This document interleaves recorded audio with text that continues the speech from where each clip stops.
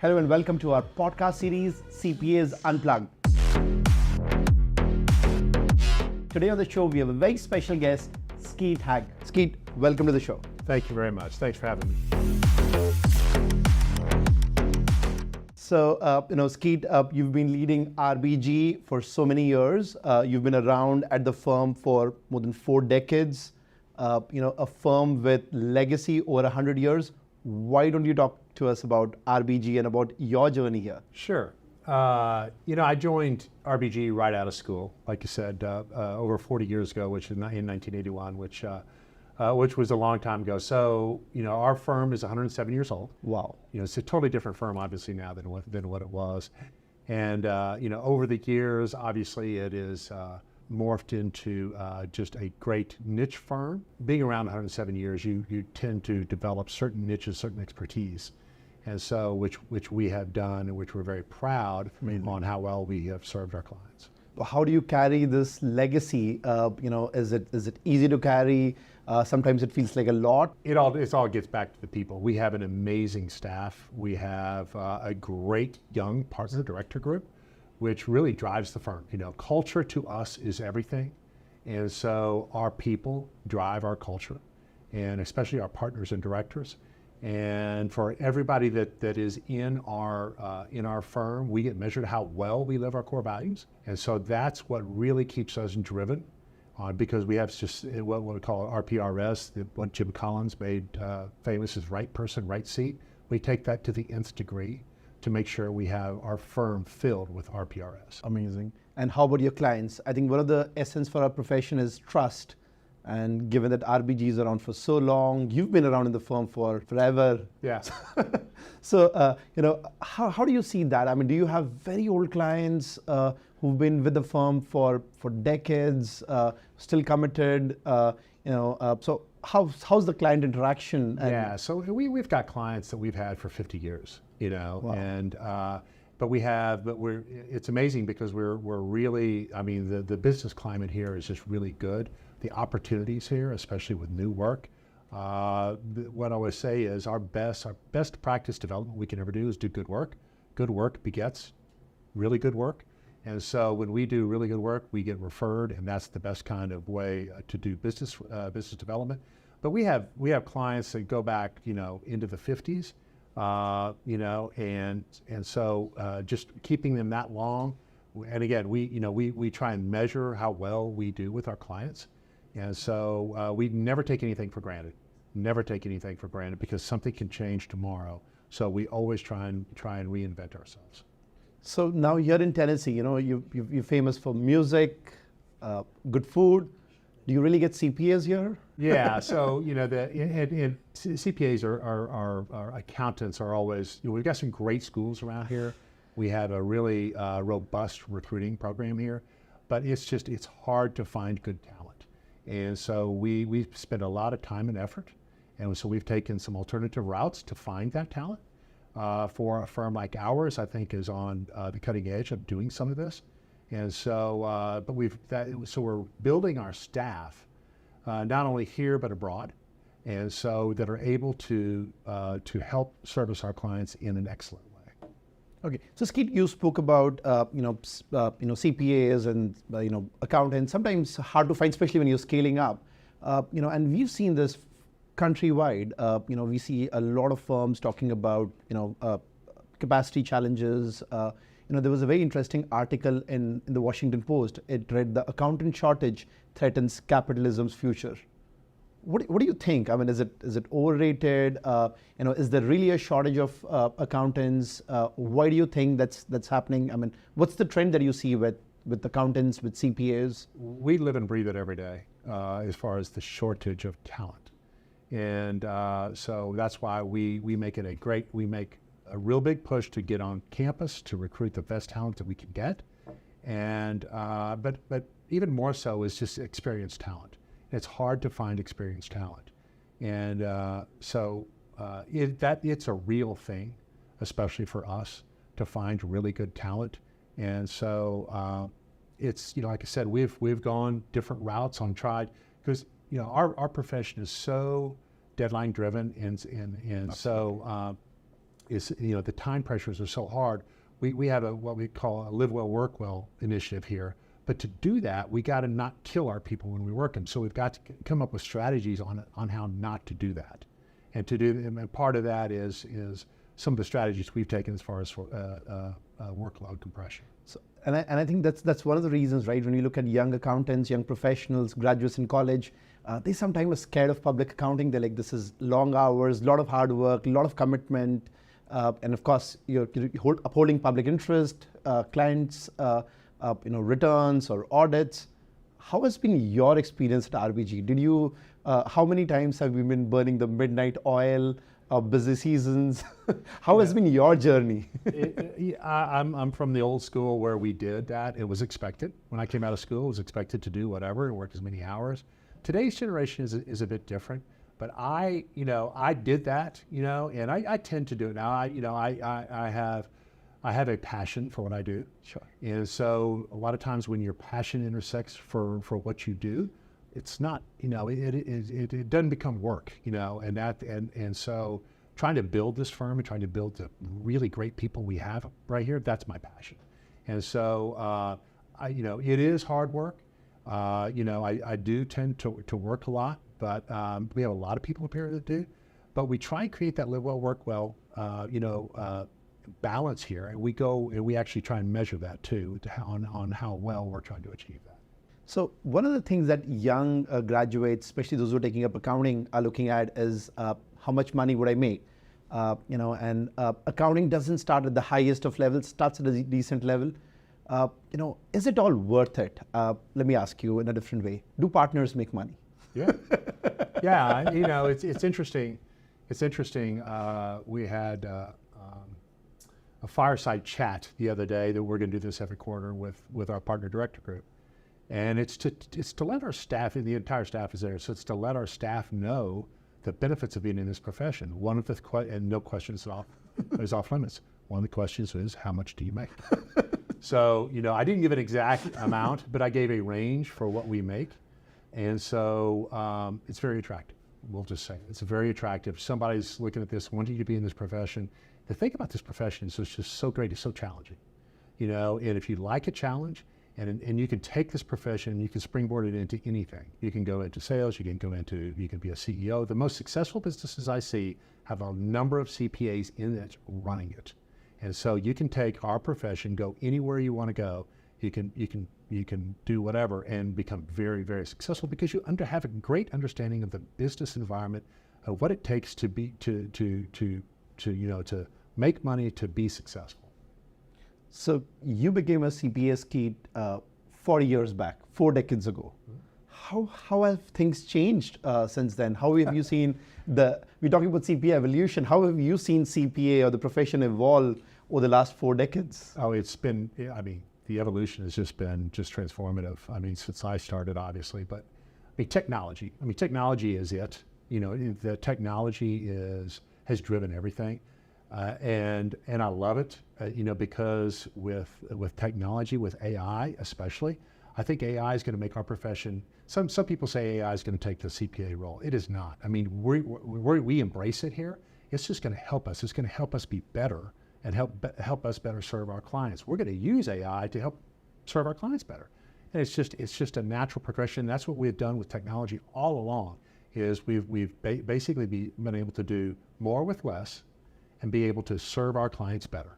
And that's the evolution of our profession has been that. If you have not tried to do that, then you're not around yet. You're not around anymore.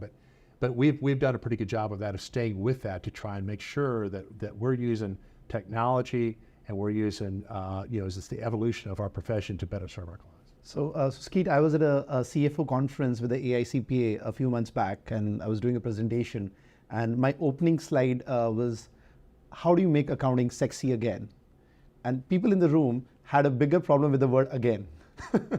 And how do you think we make accounting glamorous, sexy, cool? Do you think technology is going to help? What's your view there? How do you make accounting attractive for young folks? Well, I think they used the term again, because back when WorldCom and when they were around, there was all these headlines of everything going wrong, right? So that's when people started to think, so this is wow, this is kind of good. So they would get into the accounting profession. That's why I think that, do you need another WorldCom, to happen or something like that? No, you don't. But what you do is you try. You certainly feel like a detective there. Yeah, exactly. This is kind of a cool profession to get into. I actually had 2 podcasts where, and even with Mark, they actually became a CPA because they wanted to get into our FBI.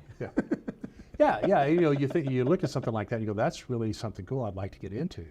But really, if you can, this is what we try and do here at the firm, is if you try and look at it from a bigger point of view, instead of just saying, well, I'm going to go do tax returns or audits or whatever, but seeing the bigger vision of what can I learn from this and how can I take this and springboard my career. And so that you've got to put the data analytics into it. You've got to say, okay, this is what you can actually do with your profession. You can become a CEO, you can become a CFO, you can own your own firm, you can be your own thing. And that's the beauty about this profession, is you can do whatever. You got to take ownership of it though. And that if we can show everybody just the benefits of being a CPA, and because it's a wonderful profession, because again, you learn so much. Absolutely. And you learn by the mistakes you make.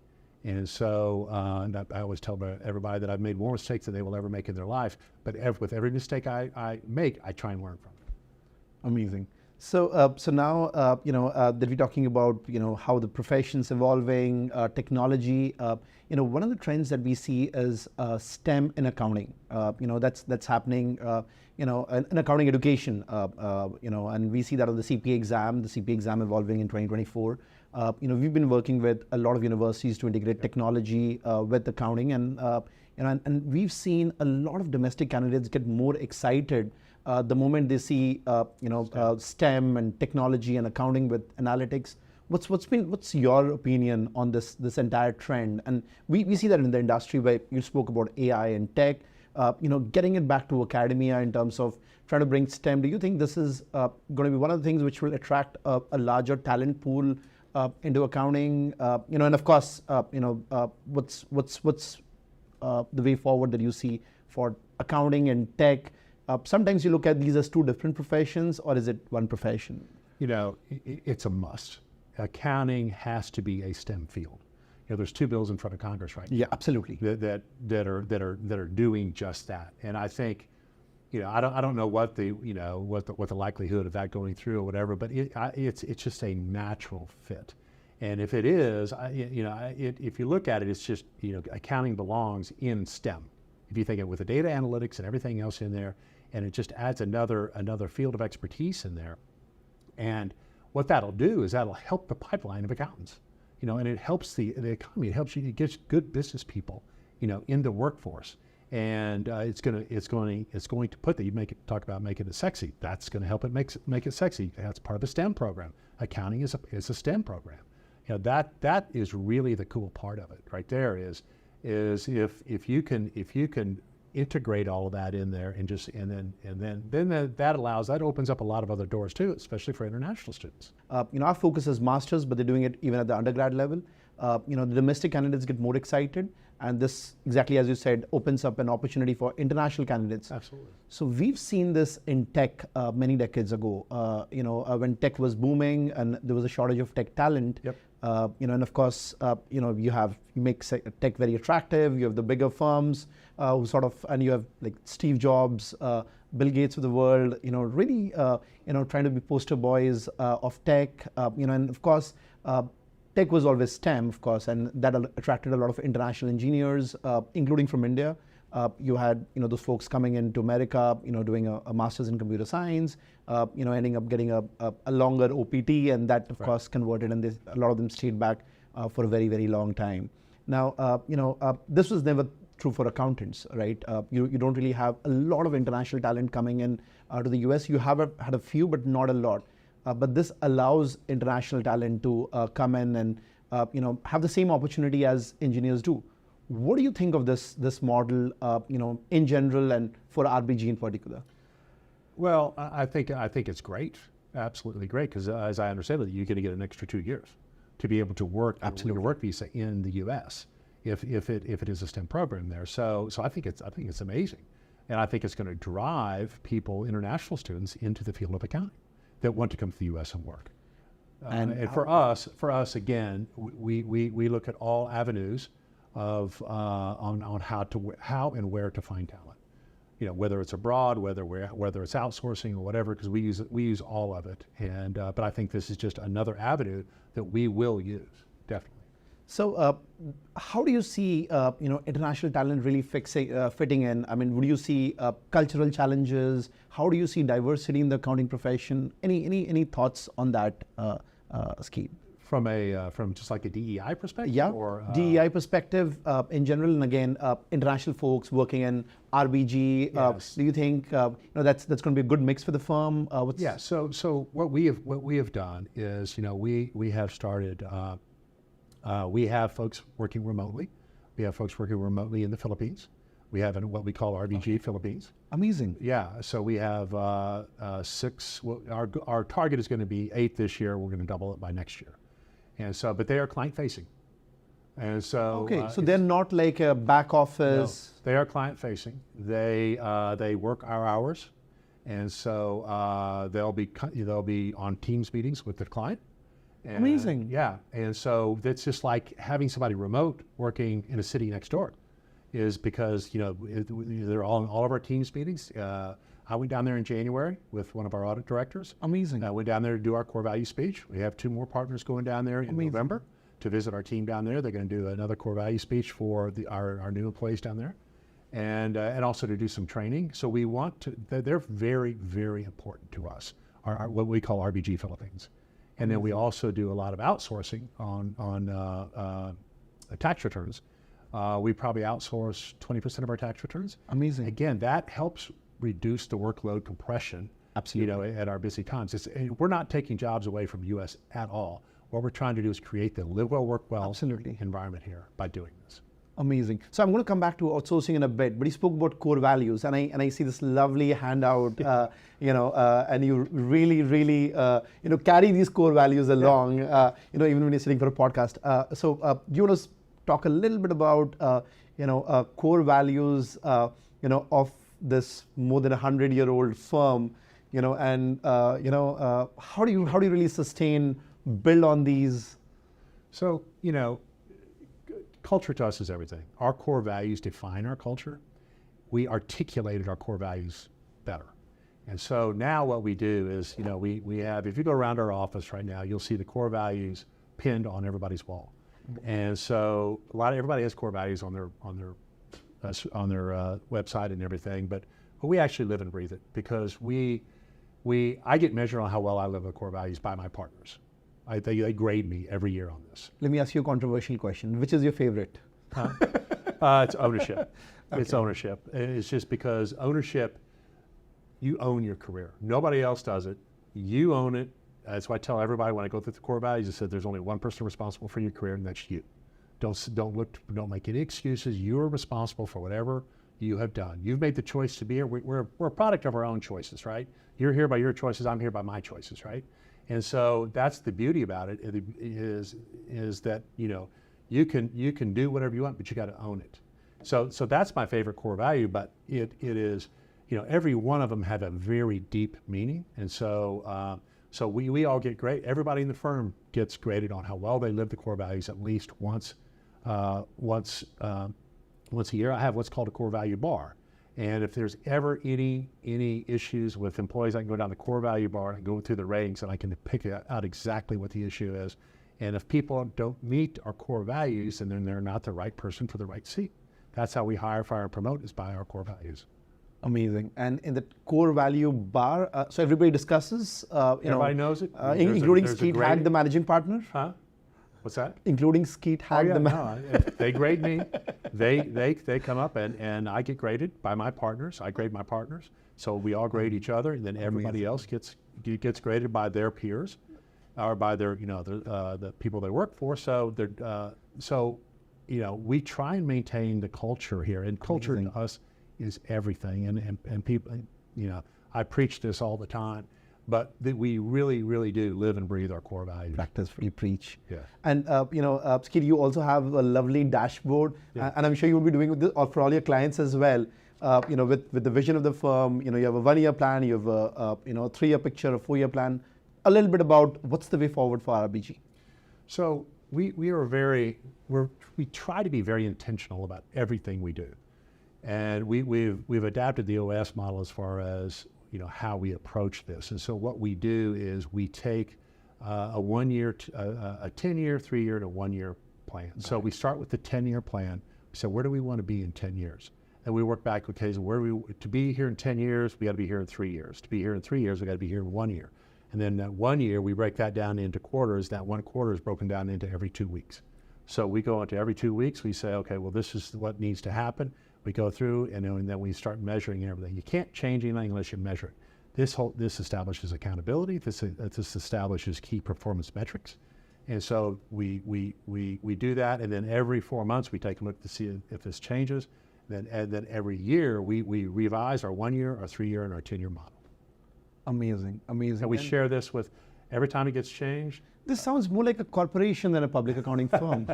Well, but we share our vision, and that's how you motivate people if they understand how they are part of this. In accounting, we say, "Dilly, just do it like last year." That's the fun part about this is we try and create an ownership of this. You're part of this group, And if you look at our target niches down here, now we're developing game plans. This is the RBG game plan. We are developing game plans for each one of our target niches, to where that's going to roll up into our game plan here. Mm-hmm. So they're going to have their own strategic plan. And so we try and be very intentional about everything we do. So which are the areas where you see a lot of growth? When you look at a 10-year vision or a 3-year vision, which are the areas, consulting, advisory, tech, which are like your... Advisory, CAS. Advisory and CAS, our client accounting and advisory services are 2 big areas, and we identify those in our game plan here on where we want to be in 3 years as far as advisory goes and as far as CAS goes. And so we establish specific targets on where we want to go there. So this basically, our RBG game plan defines who we are, where we're going, and how we're going to get there. And again, if we do that for CAS, if we do it for advisory, that helps us. It helps guide us to where we want to go. So do you see CAS particularly growing in the last few years, especially with the accountant shortage, which is affecting the firms and also affecting industry? Do you see that as one of the reasons why CAS is growing up, or industry just wants to focus on their business, give accounting to one firm, audit to another, and let the firms deal with each other? CAS presents just a tremendous amount of opportunity, and that's where we see it. So we have strategic objectives on how to get there. Got it. And why do you think this is happening at such a large level at this point? It's amazing how that has evolved, because it used to be just, quote, bookkeeping. Yep. But now with technology, you're able to do so much more with less. It's like a virtual CFO. Everything's. You can do so much more with less, and so now then you can create Power BI dashboards for your clients. You can do all the stuff that they're going to get value from, and but all of that is stuff that we are working on to get there. And but there are a lot of firms out there that are doing this now. A lot of people in our association. So this also is a great growth opportunity for CPA firms. Absolutely. I mean, you see that for RBG. Do you see that for a lot of other CPA firms as well? Oh, tremendously. And the people in our CAS don't necessarily need to be CPAs. Okay, they could be whatever. Yep. In our risk management or advisory, we do a lot of risk management. Those people don't have to be CPAs. And so we're looking at all non-traditional ways to go with this.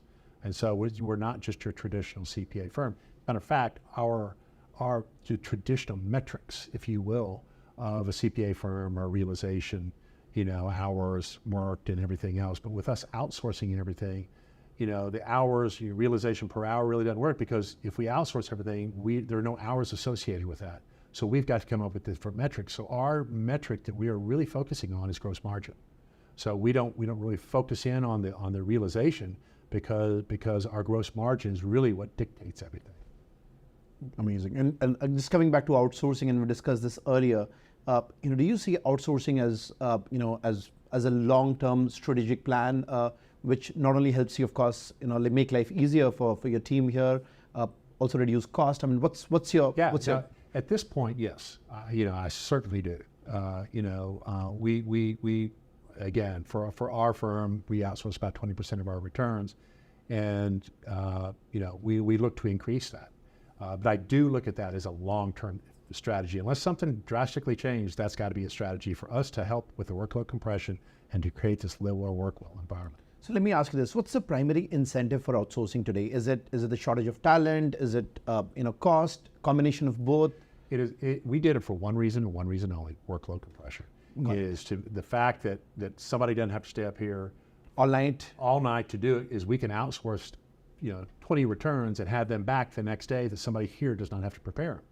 But it goes through our normal review process. Review process. Once it gets done, it comes here and goes through our normal review process. Again, it's like having somebody next door prepare the return and come in here. So it's worked quite well, and we look at that as a very viable strategy going forward. So that and as well as using international talent. Absolutely. So Skeet, what's the workforce growth, staff growth that you see here, in your offices in the U.S. Over the next few years? I mean, and you're seeing a lot of opportunities. You talk about CAS, advisory, risk. Do you see workforce really increasing exponentially, or you're going to be using technology and managing this with a lesser workforce, maybe some outsourcing? I mean, What's your plan? It's very interesting because we used to have on our game plan, one of our targets was what we call RPRS, the number of RPRS, which is the number of employees. Yeah. We refer to it as RPRS. We took that off. And we replaced it with margin because of outsourcing. Because there's so many things that are getting done not in this office, and there's no hours to show for it, right? We just have the expense, so that's why you got to go with the gross margin. But yeah, I mean, with technology and everything, we're basically running out of space here. We're hoteling, and so everybody just goes in and I'm going to use this office today, and so but we're running out of space here. So it is. I'm seeing a large increase in our staffing and our staffing needs. I see even bigger based on our projected growth. So so you guys start off in Tennessee. What's the plan in terms of geographical expansion, or the focus is within the state? So we do business all around the nation. I mean, while a lot, and most of them are going to be Memphis owned, but like our financial institution group, we do work from Boston to Montana. Wow. So we have a very robust financial services group, I should say, that we do work with, and that's another high growth area that we see there. But yeah, so we're pretty much all around the nation. Where we do our work, but a lot of we just see a lot of opportunity here. One of our focuses are what we call private client group, which is basically going to be more high net worth individuals, families here.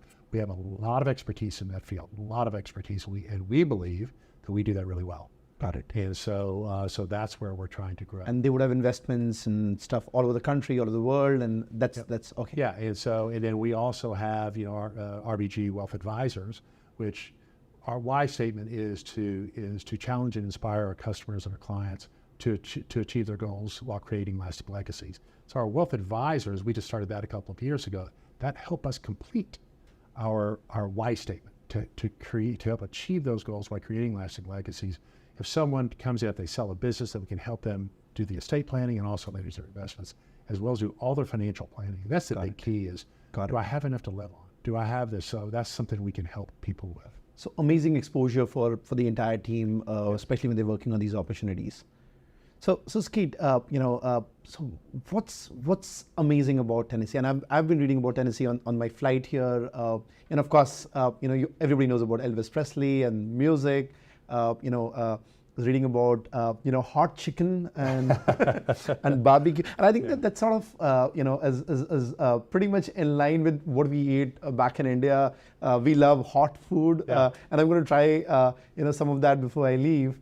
And then the whiskey. So what's it about Tennessee? What's the X factor? Why should an accountant? I mean, what's there for an accountant here in Tennessee to have some fun? Well, I'll speak to Memphis particularly. Memphis is just a great place to grow up. It's a great place to raise a family, and with the food scene here is just absolutely phenomenal. And you also have hot food. Well, we have, yeah, you have any kind of food you want. Believe me, have any kind, but obviously we're known for barbecue. We have great barbecue places there. And so, everybody does their own barbecue, as do I. But it's just, Memphis is just a great place to raise a family. And it's a very diverse city. But it's just a great place if you want to, the schools here are great. It's just a great place to raise a family. And if I ask you one reason which you love Memphis, what's the number one reason for you to love Memphis? It's probably just Memphis has a unique culture. And I love the blues. I don't go to Beale Street anymore, very much anymore. But it's just the music. The music scene here is amazing, and it's just got its own unique culture. So do accountants in Memphis jive when they dance? Well, I'm the last person you ever want to see dance. Believe me, I'm the last person you ever want to see dance. Okay, I have a bunch of rapid fire questions for you, Skeet. So let's start. It's a warm up. Coffee or tea? Neither. Neither. Whiskey? No. No, I'm a water guy in the mornings. Yeah. So early bird or a night owl? Okay. Actually both. Early bird and night. Okay. You've been a night owl early on, and maybe now you're an early bird as a managing partner. Yeah, I'm an early bird. Okay. What's your favorite accounting software? It would probably. It's evolved. I know. Yeah, I'm thinking of everything that we're using right now. You can talk about a software 30 years back. None of us would know that. The favorite accounting software, from an audit perspective, I do like Engagement. Although Engagement's coming up with some new upgrades. They need to, but I do like that. Most challenging accounting task that you've undertaken? The consolidation standard came out, and having a multiple level ownership and trying to figure out what needs to be consolidated, what does not need to be consolidated. When you're dealing with VIEs, variable interest entities, that was probably when that accounting guidance came out, that was probably the most confusing things on when to consolidate, what is a VIE, what is not a VIE, and that there's been some guidance that's come out in recent years to help with that. But when that first came out, that was just like, it was just. You may not own majority in a company, but you still need to consolidate because it's substance of. Yeah, well, because you just didn't know who had control, or was there somehow was it a variable interest entity, and if so, did it qualify for consolidation? So to me, that was probably the hardest thing, the most challenging accounting standard to deal with. Okay, so we'll drift apart. Favorite vacation destination? Probably lake. Okay. Yeah. Favorite food? I am a pizza guy. Okay, pizza guy, amazing. Yeah. That's my so wife pizza says. with barbecue. Yeah, you can put barbecue on pizza, and you can. I flip between barbecue and pizza, but it was both. Yeah, I like. Yeah. So one word, Skeet, for your leadership style. From one word for my leadership style. I know it's amazing. So what's the best part of working at RBG? The people. The people here are amazing. It's amazing how well we have worked together for a common goal. And a part of it, I think, is the RBG game plan. Everybody coming together for a common vision. And everybody, you always have challenges, right?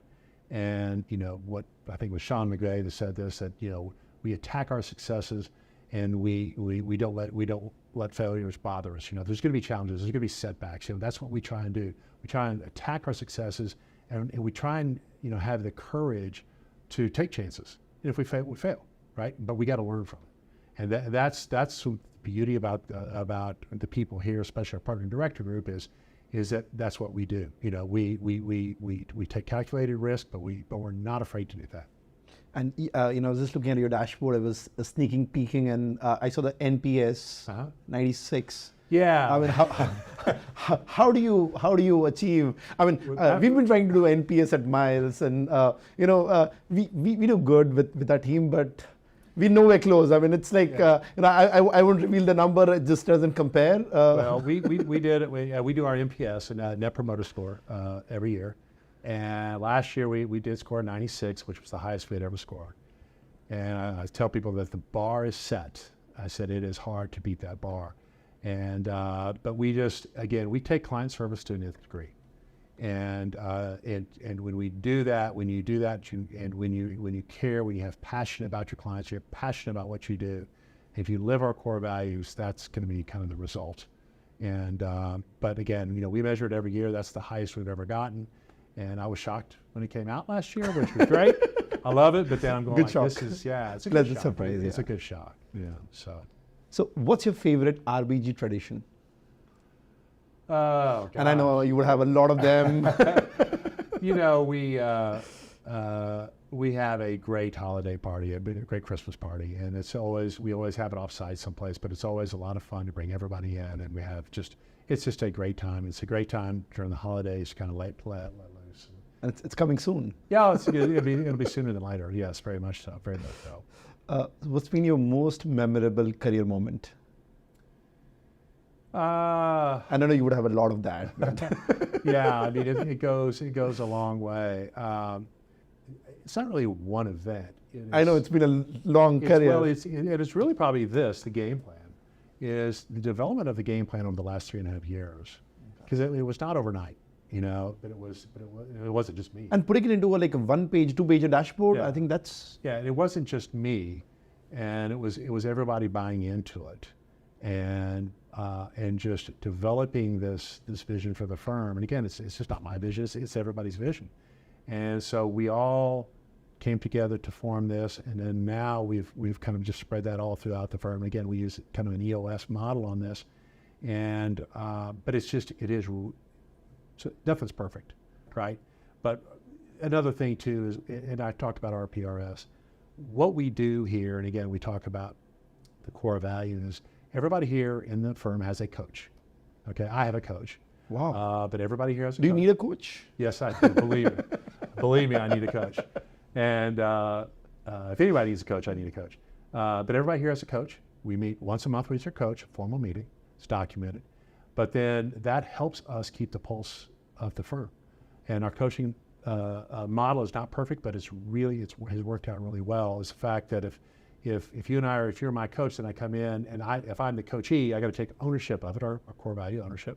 I take ownership of it. I came and I talked to you, well, this month, what do I need to do better? What's going on? And then the coach tries to mentor this person or to help this person, get to the next level. Yes. And with their goals. We have what's called, here's the RBG game plan. Everybody has their own what's called my RBG game plan, which sets out their goals for the year. And then you meet every month to go over it. Every quarter you have what's called rocks to try and achieve those goals. Amazing, amazing. So if Skeet Haag wasn't an accountant, what would he be? If I had enough talent, I said this the other day, I'm a basketball junkie. Okay. And so if I had enough talent, I would have loved to have been an NBA player. Oh, amazing. So that means you still love playing basketball. And you're pretty tall, you're pretty good, you're like made for basketball. I used to play basketball, yeah. So it was, but that would be my, if I had enough talent, that's what I would have loved to have done. So on your bucket to-do list, what's it that you haven't done yet? As I tell people, I don't have a bucket list, honestly, because I have. If I died tomorrow, I'd be the happiest person on the earth. There's really not one thing that's just say I've got to do this. There's a lot of things. I like to travel, but I have in my life I have achieved more than I thought I would. So through the firm, through my family, and everything else. So I really don't have a bucket list.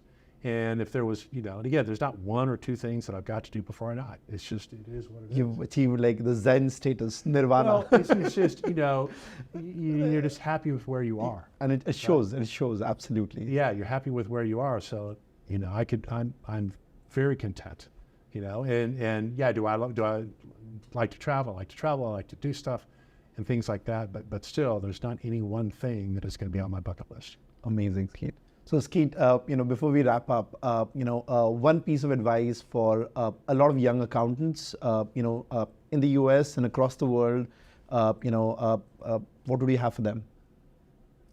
I use one of our core values, ownership. Own your career. There's only one person responsible for your career, and that's you. There's not going to be anybody else. Have the courage to take a chance, to have the courage to make a mistake and be okay with it. It's not the mistake what you do, it's what you do after that mistake, right? you know, with how you learn from that mistake. Don't be afraid to make a mistake. Have the courage to do something new. Take ownership of your career and you know, get out of your comfort zone. You know, a lot of times if you don't feel comfortable about talking to people, take that initiative to talk to somebody. You know, it's amazing what one conversation can change your life. And so, but you're never going to know unless you have that conversation. So have the courage to have that conversation. This is amazing. Thank you so much, Thank Skeet. you. Really appreciate. This was amazing. Thank you for your time. Thank you. So guys, that was Skeet Haag, managing partner at RBG, running and leading a legacy, with very strong, deep-rooted values. Thank you, Skeet. Thank you. Cheers.